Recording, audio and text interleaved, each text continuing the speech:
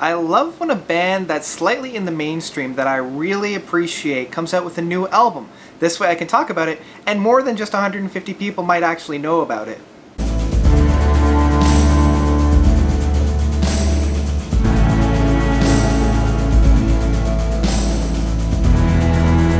Explosions in the Sky, The Wilderness. So The Wilderness is the 6th studio album from the Austin, Texas band Explosions in the Sky. And these guys really spearheaded that post-rock that was kind of the craze in the early 2000s. These guys, along with Sigur Rós, Mogwai, Godspeed Ye Black Emperor, they were really pushing what music can do back in the day. They were really experimenting with different sounds and taking a more minimalistic approach to music. And so with Explosions in the Sky, these guys really concentrated on what a guitar can do.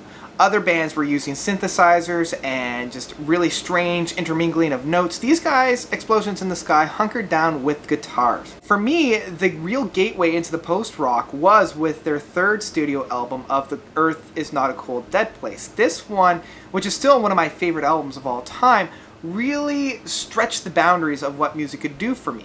And so it's been 5 years since that last album of Take Care, Take Care, Take Care.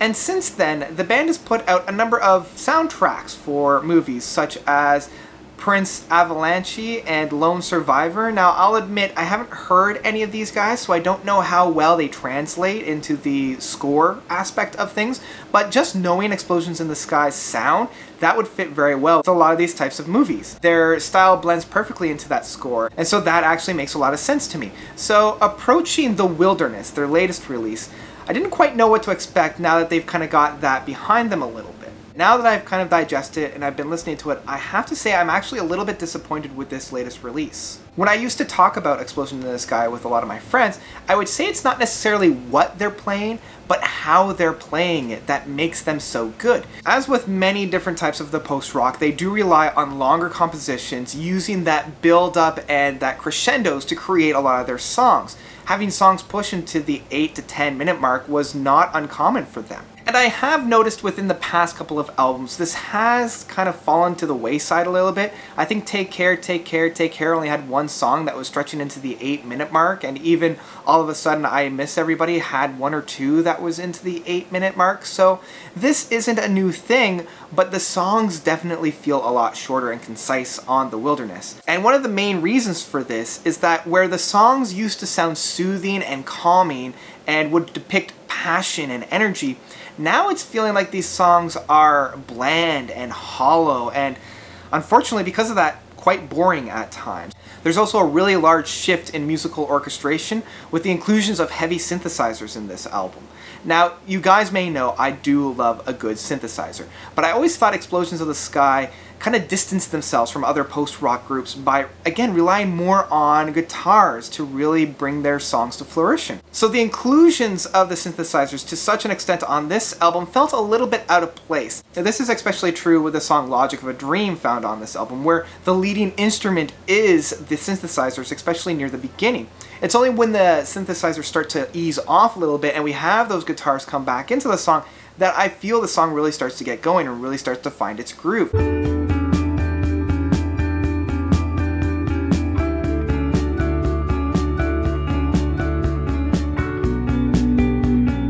This musical shift might be due in part to creating soundtracks for the past 5 years, and has given them kind of a new direction for creating sounds and music. So in that respects, I do understand why there's that musical shift, but maybe it's better applied to the musical soundtrack and not so much actual an LP.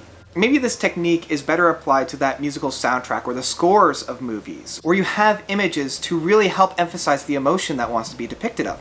With the music itself, it's really hard to figure out what emotion they're trying to get at, so I feel like pairing it with a visual is definitely more up their alley within this. And if they want to go into the musical soundtrack scene and just focus on that, I applaud them for it. I say, all go. I think that's a great idea. We need more music like this in musical soundtracks. Today we're just getting saturated with the same types of sounds over and over again for our movies, and I think we need a better direction. And this would be a very good start. But when it's applied to an LP like this, it does feel like the emotion they're trying to get at is really hard to decipher. An example of this is Tangle Formations. It definitely feels straight off of a soundtrack. It almost reminds me of the movements and the soundtrack from Emily.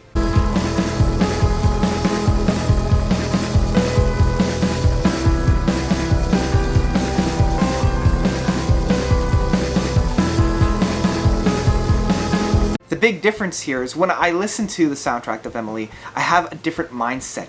I know what the emotion they're trying to get at. I can picture the scene from the movie, or even just dissect it from the music itself. Here, it's a bit confused and a bit muddled at times, and it's really hard to decipher. And I feel like the band at some points has kind of met like a block or a wall in terms of their artistic outpouring, and they're having to rely on other techniques that other bands have already discovered. A good example of this is Infinite Orbit, that sounds like it could have been lifted right off of Radiohead's Amnesia album.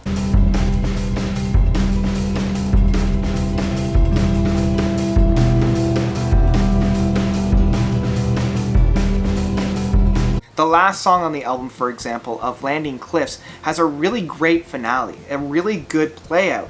But by this point in the album, I've already kind of lost interest and I'm already bored and, my mind's gone elsewhere.